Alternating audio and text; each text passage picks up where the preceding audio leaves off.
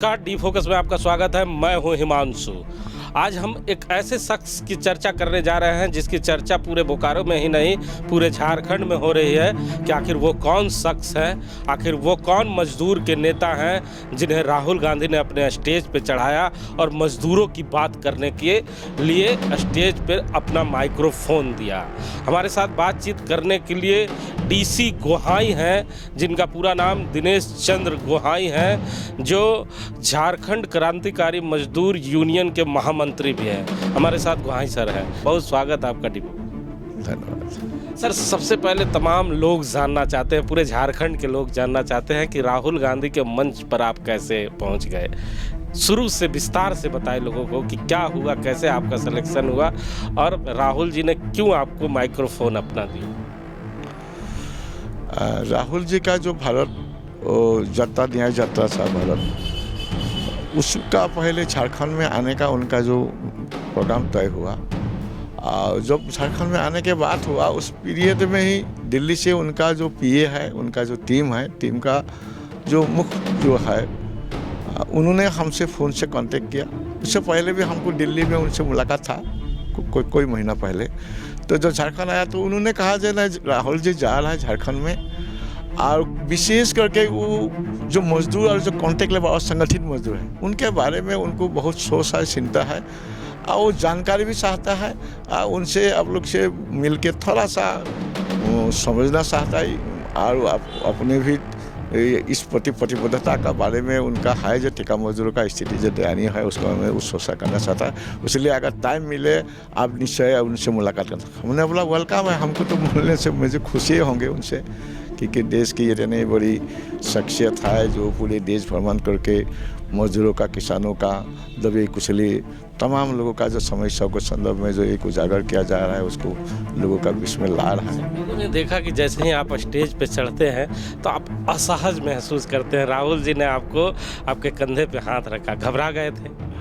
Actually घबरा नहीं गया था, वो जो उठने में थोड़ा दिक्कत ही हो रहा था। गाड़ी का बोनट में बसाने के तो हमने उठ नहीं पाया, पीछे से धक्कल के तो राहुल जी भी ले आया, तो उसी तरह हमको सहारा दे दिया राहुल जी ने। तो राहुल जी के स्टेज पे चढ़ने से पहले आपकी मुलाकात एक देहाती होटल में हुई जिसकी तस्वीरें वायरल हो रही है।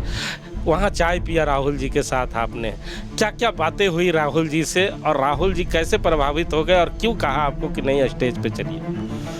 तो कार्यक्रम उसी हिसाब से था। जो राहुल जी झारखंड और बोकारो में पहुँचेंगे तब बोकारो में एक मजदूरों का एक हब है।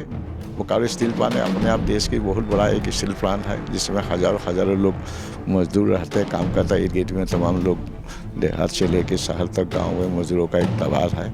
इसीलिए वो ठेका मजदूर के बारे में तो उनका जो इच्छुकता था उसी के लिए उन्होंने हम लोग ने भी तय किया। उनका टीम ने भी हमसे बोला नहीं राहुल जी से आप मिलिए, कि लंच का टाइम में प्रोग्राम था, लंच में हो नहीं पाया, बहुत भीड़ भाड़ का था। तब लास्ट में फाइनल लिया जाए ना चाय का में ही जयनाम का आगे कोई चाय दुकान है देहाती होटल, और उसमें बैठ के हम लोग चीज़ को बातचीत करेंगे। और वही बातचीत में राहुल जी आया, हम लोग यूनियन का 4-5 आदमी थे, उसके साथ जयराम रमेश था। शुरू में ही बोला हाँ कैसे हो आप, हम बोला ठीक है राहुल जी बहुत अच्छा है आपका, हम बहुत खुशी है, आपका अभिनंदन है झारखंड में बोकारो में। क्या क्या पूछा राहुल जी ने आपको स्टील प्लांट? उन्होंने राहुल जी ने एक बात पूछे, भाई हम देश का किसानों का बाकी तबका का बात, यहाँ मजदूरों का बहुत बड़ा हब है, इसलिए मजदूरों के बारे में खासकर ठेका मजदूर कॉन्ट्रैक्ट लेबर के बारे में आपसे हम कुछ चर्चा करना चाहते हैं, आपसे जानना भी चाहते हैं और हम भी उसमें बहुत इच्छुक हैं। बताइए यहाँ में क्या हालत है, कितना मजदूर है? हम बोला मजदूर तो परमानेंट एम्प्लॉय एक ज़माने में 50,000 मजदूर हुआ करते थे, लेकिन उसको घाट के अभी 9,000 से भी कम हो गया है। 9,000 से कम होला, 9,000 से भी कम हो गया। और ठेका मजदूर का धीरे धीरे बढ़ते 25-30 हज़ार हो गई वो है, लेकिन उसका स्थिति बहुत ही बदतर से बदतर हो गया। वो काम करता है स्टील बनाने का, सेंट्रल गवर्नमेंट का काम है, वो लोहा बनाने का काम है, उनको तनख्वाह मिलता है ठेका मजदूरों को। झारखंड का रोड बनाने वाला, बिजली और बिल्डिंग बनाने का पैसा मिलता है। वो लोग कैसे हैं? तो जयराम रमेश ने उनको थोड़ा सा कोशिश किया जो सरकारी पॉलिसी का बारे में, तो ये कब से हो रहा है? बोले शुरू से हो रहा है। उसके बाद बोला जी यहाँ में मजदूर लोग से भी बात किया, उन लोग से तुम लोग काम करते हैं क्या है क्या नहीं है, वो नहीं है तुम क्यों कहाँ रहते हैं, हम लोग उन लोग बोले दे भाई हम लोग इस शहर का अगल बगल जो स्लैम है उसमें रहते हूँ, ना उसमें पानी है, ना बिजली है, ना रोड है, ना सैनिटेशन है, ना कोई मूलभूत समस्या का कोई संसाधन है, बहुत ही विपरीत परिस्थिति में रह के हम लोग स्टील प्लांट का काम करते हैं। ये बातें बोला उनमें बहुत गहरा चिंता का डिस्कशन हुआ, ऐसे बहुत बड़े कोई सुविधा नहीं है उसमें। तो उसने बोला नहीं कॉन्ट्रैक्ट लेबर सिस्टम में गड़बड़ है, तो हम लोग को बोला कॉन्ट्रैक्ट लेबर सिस्टम गड़बड़ है क्योंकि कानून बनाया है कॉन्ट्रैक्ट लेबर एक्ट में हम लोग देखे हूँ जो सुविधा है उसको मिलना चाहिए, जो निम्नतम वेतनमान जो मिलना चाहिए, जो सहूलियत है उसको देना चाहिए, ये कुछ भी नहीं है, एक नाम के लिए कानून है लेकिन प्रैक्टिकल रूप से लोगों को उससे बहुत दूर दूर तक भी उसका कोई सरोकार नहीं है। यहाँ एक प्रश्न उठता है कि ये राहुल गांधी जिस पार्टी से आते हैं उनका भी अपना एक यूनियन है जिसे इंटक लोग कहते हैं, तो इंटक के नेताओं को बुलाने के बजाय आपको बुलाया, तो इंटक के बारे में भी कुछ पूछा उन्होंने आपसे? जरूर राहुल जी ने पहले पूछा बताइए हमारे यहाँ में तो इंटक है कि नहीं बताइए भाई जी, हमने इंटक तो है, उनका क्या स्थिति है, तो स्थिति के बारे में बोलने से पहले बोला ढीला ढाला है ना अपने बोला ढीला ढाला है ना, हमारा ढीला ढाला है ही, आप तो खुद समझ रहे आपका यूनियन आपका पार्टी का यूनियन है, लेकिन जिस तरीका से उनको उद्योग लेना चाहिए मजदूरों के लिए क्योंकि वो रिकॉग्नाइज यूनियन है यहाँ में। हुआ कि नहीं कि उनके यूनियन का कोई नेता स्वागत करने के लिए भी उनका नहीं पहुँचा? ये भाव तो लगा हमको, तबे नो अपने से पूछा, हम नहीं बोला इंटक है कि नहीं, इंटक का ढीला ढाला है, ये बात उन्होंने खुद बोला, राहुल गांधी ने खुद पूछा हमसे इंटक है कि नहीं, हमने कुछ जवाब में हंसने आ रहा तब तो वो अपने बोला ढीला ढाला है ना, उसका हम लोग कांधा में थपथपाए हो तो अपने भी समझ गया बात को, उनका भी एक स्टडी है, उनका भी बहुत सारे हमें टीम है, कोई ना कोई रूप से इस बात को आया है।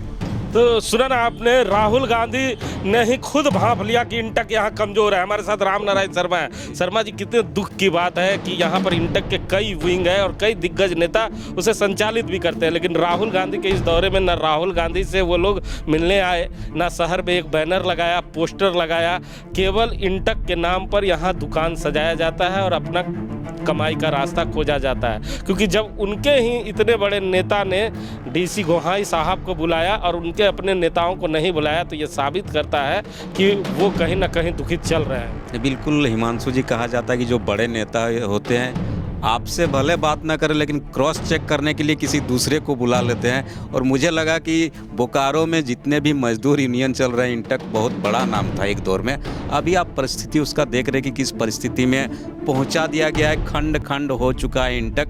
और ऐसे में इन्होंने जो राहुल गांधी जी ने अपने भारत जोड़ो नया यात्रा के दौर में खुद डीसी गोहाई जी से मुलाकात की, इनसे मजदूरों के बारे में पूछा, और जब डीसी गोहाई साहब से आप कुछ? बिल्कुल मैं पूछना चाहता हूँ, चूँकि जिस समय मंच में वो भाषण दे रहे थे राहुल गांधी जी, उन्होंने कहा कि मुझे बहुत दर्द होता है मजदूरों की परिस्थिति को देखकर, और मैं चाहता हूं कि जो मजदूर हो वो कॉन्ट्रैक्ट में ना रखे जाए, परमानेंट रखे जाए। तो आपको उस समय कैसा लगा होगा, क्योंकि बोकारो स्टील प्लांट तो अभी कॉन्ट्रैक्ट मजदूरों से ही चल रहा है सर? नहीं, हम लोग पूरी जिंदगी भर ठेका मजदूरों के लिए हमने लड़ाई लड़ा। पिछले 40 साल से बोकारो में हमने ठेका मजदूरों का बीच में काम करते हैं, असंगठित मजदूर, गरीब मजदूरों का बीच में हम लोग शुरू से ही फ्रॉम द वेरी बिगिनिंग हम लोग इस बात को बोलते हैं ठेका मजदूरों को अस्थायी होना चाहिए। उनको अस्थायी प्रकृति काम में काम करवाता है, लेकिन उसको ठेका में रखता है, और उनका वो सहूलियत भी नहीं है, ना उनका वो वेतनमान भी नहीं है, ना उनको कानूनी रूप से जो उसको कवर होना चाहिए, कानूनी जो मदद वो कानूनी मदद। इसीलिए ठेका मजदूर का कोई मायने नहीं था। कॉन्ट्रैक्ट लेबर एक्ट में भी है, अगर अस्थायी प्रकृति जॉब में अगर ठेका मजदूर काम करता है उसको अस्थायी होने का कानूनी प्रावधान है। भाई साहब, 40 साल से आप यूनियन कर रहे हैं, अपने मजदूरों के हक की लड़ाई लड़ रहे हैं। 40 साल के इस कैरियर में कभी आपने देखा कि कोई राष्ट्रीय पार्टी का इतना बड़ा नेता बोकारो चल के आता है और मजदूर के नेता को बुलाता है, चाय पिलाता है और स्टेज पे बैठाता है, स्टेज पे चढ़ने का मौका देता है? सचमुच हिमांशु जी, मैंने पूरे लाइफ में 40-50 साल का लाइफ में ऐसा कभी स्थिति नहीं देखी। हम इसीलिए राहुल गांधी से बहुत ही आभारी हूँ। उन्होंने कम से कम ये 1000 करोड़ जो देश का जो ठेका मजदूर और संगठित मजदूर है उनका हाल साल पूछने के लिए वही कवायद किया है। उन्होंने हम लोग जैसा आदमी वो पहचाना है। कम से कम इस बात के लिए शुक्रिया अदा करते हूँ जो हम 40 साल का जो तपस्या है, जो मेरा मजदूरों के बीच में जो काम है, मेरा जो इस काम के प्रति मेरा जो एक संकल्प था उसको जरूर राहुल गांधी से मिलने से मेरा संकल्प हुआ है। वो मेरा मुझे कहा जाता है कि जिस व्यक्ति के पास 40 और 50 साल का तजुर्बा होता है वो दूर तक देख पाता है। भारतीय जनता पार्टी के लोग कह रहे हैं कि ये पप्पू है, आपको क्या लगता है ये पप्पू पास कर पाएगा? नहीं, ये पप्पू बोलने से नहीं होगा। जो राहुल गांधी दुनिया का सबसे बेस्ट यूनिवर्सिटी का वो स्कॉलर है, वहाँ का माने वहाँ का टॉपर है, और जिस खानदान से वो पैदा हुआ है उसको कहने का ज़रूरत नहीं है, लोग समझ रहा है। जिस एक साधारण एक नेचुरल जो एक व्यक्तित्व तो उनको हम दिखाई दिया मेरा सिर्फ आधा घंटा बातचीत में चाय पीने में, वो सचमुच लगा वो आदमी विदेश में कुछ बदलाव चाहता है। तब मंच में वो हम लोग का बात सुन के ठेका मजदूरों का बात सुन मंच में बोलता है जो ठेका मजदूरों का हम स्थिति को सुधारेंगे, ठेका मजदूरों को हम ऐसी हालत में कभी भी नहीं छोड़ सकता। ये कमिटमेंट करके गया है। क्या लगता है कि उनके बातों से ठेका जो मजदूर है वो प्रभावित हो गए? होगा, निश्चित तौर पर होगा। अगले चुनाव में कुछ फायदा मिले? निश्चित तौर पर होगा। मजदूर समझदार है, मजदूर समझते हैं। सामान्य से समाज का सबसे जागरूक तबका है वो मजदूर है। मजदूर का बदौलत दुनिया बदला, देश भी बदलेगा। और आने वाला दिन में जो उनका परिस्थिति इस ढंग का लीडरशिप मिले देश में तो निश्चित तौर पर मजदूरों का स्थिति ठीक होगा, देश भी बदलेगा, समाज भी बदलेगा। अच्छा, जब राहुल गांधी की टीम की ओर से आपको फ़ोन आया तो आपने ज़रूर अपने परिवार के लोगों से जिक्र किया होगा कि उनकी टीम हमसे संपर्क कर रही है, वो हमसे मिलना चाहते हैं। तो परिवार के लोगों को जब बताया तो उनका रिएक्शन क्या था? नहीं, हमने तो परिवार से डिस्कशन नहीं किया। जैसे हमने दिल्ली से मेरा इन्फॉर्मेशन है, हमने पहले यूनियन का लोगों के साथ बताया, मीटिंग बुलाया ऐसे बात है भाई, बहुत ऐसा मौका अपॉर्चुनिटी हम लोग का है। राहुल जी ने कॉन्टेक्ट लेवल के बारे में हम लोग से बातचीत करना चाहता है। तो मजदूरों ने यहाँ से लेके गांव तक 2 दिन का अंदर में पूरे बोकारो का इर्द गिर्द के गाँव में लोगों का ये बात को प्रसार हो गया। तो जो दिन राहुल गांधी आया, MD बंगाला का पर जब धुआं देता है उस जगह में कम से कम 400-500 गांव का महिला और ठेका मजदूर और असंगठित मजदूर लोग जुटा हुआ था, लेकिन उनको मौका नहीं मिला बात करने वहाँ में। तो जब हम लोग वहाँ से फिर बोला नहीं, आपको देहाती होटल पहुँचना पड़ेगा, आप निकाल जाइए पहले उनका टीम का ओर से, तो बाकी लोग को वहीं छोड़ के हम लोग गाड़ी में 4-5 आदमी चल रहे। आपके मजदूर कितना उत्साहित हैं कि उनके नेता को ये सम्मान दिया गया? अभी तो बहुत ही उत्साहित है। बोकारो का हर जगह से मजदूर फोन आ रहा, शाम को 10 तो 20 तो 50 तो आ रहा है, कभी बहुत कम आते थे। अभी पूरे लोग फोन से फोन सब जगह से, और सब जगह से यूट्यूब का ओर से देख भी रहा है। सोशल 40 साल की जो तपस्या थी लगता है उसका आज फल मिल गया है। सर के चेहरे और मुस्कान बता रही है कि वो कितना खुश हैं। जी बिल्कुल, इनके जो आप देख रहे हैं झारखंड क्रांतिकारी मजदूर संघ, इनका बैनर देख लीजिए, लाल रंग का बैनर है। और अक्सर ये कहा जाता है कि लाल रंग का जिसका भी बैनर होता है ज़मीन की राजनीति करते हैं और ज़मीन से जुड़े हुए लोगों की बात करती है। ऐसे में कहा जाता है कि एक राजघराने का शख्स जब खुद बुलाता है तब आप समझ सकते हैं कि जो 40 वर्ष का तपस्या है, इसका मतलब जब आपके बात वहाँ तक जाना पहुँच रहा है तो इसका मतलब इनकी तपस्या मुझे लगता है अब सफल होने जा रहा है। अंत में बस इतना जानना चाहूँगा का जगह में देश के सबसे पुराने सबसे बड़े पॉलिटिकल पार्टी का वो एक शख्स राजघराना तो बीजेपी वाला बोलता है। जो आधे घंटे की मुलाकात आपकी थी राहुल गांधी से, उस आधे घंटे में सबसे अच्छी बात आपको क्या लगी जो आपके जीवन में हमेशा यादगार है? हमसे सबसे पहले पूछे आपका नाम, मतलब मेरा नाम DC है। अब पहले ठेका मजदूर में काम, ठेका मजदूरों के लिए हम काम करते पहले 30-40 साल का आपका अनुभव ठेका मजदूरों का, ये वर्ड बोला। उसके बाद तब आपसे ज़रूर हम कुछ शेयर करना चाहते हो, हम आपसे सीखना भी चाहते हो, कॉन्टेक्ट लेवल के बारे में जानना चाहते हो, समझना चाहते हो, ताकि मेरे जो मन में जो बात है गरीब ठेका मजदूरों के लिए उस बात को मैंने परिपक्वता ढंग से हम रख पाऊँगा, उसको आगे बढ़ा सकें। ये जो बोला ना, हमको आपसे समझना चाहते हो, आपने सीखना चाहते हो, आपसे हम इस बात में तो सुना ना आपने, ये दिनेश चंद्र गोहाई हैं जो राहुल गांधी से मिलकर आए हैं और उनके बाद इनका हौसला दुगना है। ये साफ तौर पे कह रहे हैं कि उन्हें पप्पू कहने वाले लोग सावधान हो जाएं, क्योंकि वो हम जैसे लोगों को अगर मौका दे रहे हैं और हमसे सलाह मांग रहे हैं तो हमारी सलाह जो 40 साल की तपस्या है, ये तपस्या आने वाले समय में दिखेगा।